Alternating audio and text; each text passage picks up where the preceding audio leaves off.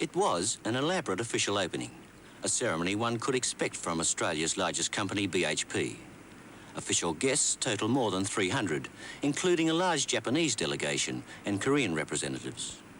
However, activity at the multi-million-dollar mining site was conspicuous by its absence, owing to an industrial dispute. The huge Marion draglines, valued at more than $15 million each, stood in silent splendour, their 45 cubic metre buckets, which remove the overburden above the coal seams, stationary. The Gregory mine is BHP's first major coal project, strictly catering for the export market. It has contracts to supply Japan and South Korea with more than 34 million tonnes of coking coal over the next 10 to 15 years. The $250 million Gregory mine project here in central Queensland has not been without its problems. BHP at one stage even threatened to close the mine down. There's been inter-union disputes, and even at the official opening, the mine actually was closed. And what's the future for the mine? The chairman of BHP, Sir James McNeill. I think I could say it's an encouraging future. We're glad to have this new facility. It's an important coal mine by any standards. It's initially an open cut mine, of course.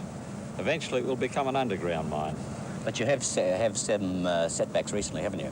Oh, we've had a very unfortunate beginning to the mine.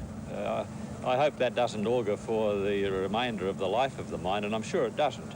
But yes, we've had much more industrial trouble than anyone would wish for to start a project like this.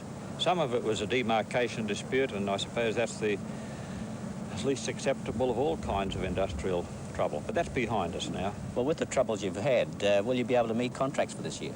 Well, we're 50 days behind in delivering the first shipment to Japan. I can add, of course, that the total industrial delays are far more than that, something like double that period. But once we get that first shipment away to Japan, and there's been one shipment go so far, and that's gone to Whyalla in South Australia, well, then I hope that we'll get this project working as it's designed to work. That coal shipment to Japan is due out of the new $26 million Clinton port facility at Gladstone later this month. The Gregory mine may have had an unstable beginning, but its future looks bright, with plans to export 3 million tonnes annually from next year.